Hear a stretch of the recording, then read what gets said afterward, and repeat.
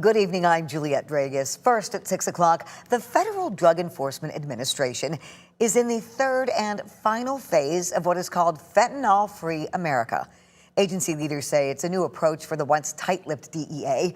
Major drug seizures are happening here in West Michigan, but agents say there is a new focus on engaging the communities they serve, teaching families about the realities of the deadly drugs.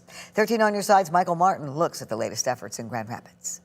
The cartel members are seeing how we're getting out there. During January, the DEA seized roughly 36 pounds of fentanyl in Michigan alone, Which is 8 million deadly doses. The federal agency is now in stage 3 of their Fentanyl-Free America program, not just targeting the drugs, but the networks of people who bring it into the U.S. You put a lot of pressure in one area, they tend to try to diversify into other areas, but this isn't anything new for DEA. We've seen this time and time again over the years. While key ingredients often come from China, today's fentanyl is typically made in Mexico and then trafficked into the U.S. DEA has been working a lot to hold China accountable for those actions, and so we're starting to see a bit of pushback with that. A lot less precursors coming from China into Mexico. Signaling a shift in international cooperation, 37-year-old Adrian Wayman Urbina was extradited from Mexico to the United States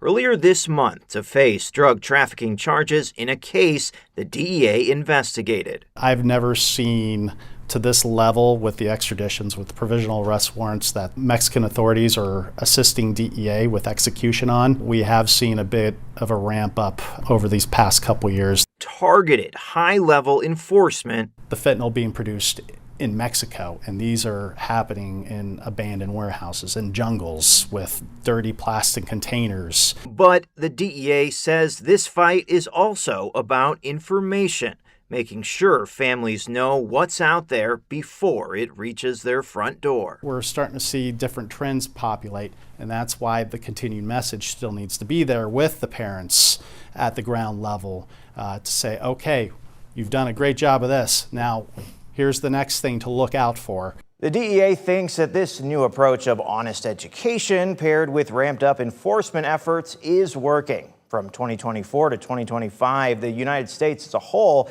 saw a 17.6% drop in drug overdose deaths, while Michigan specifically saw a 21.8% drop.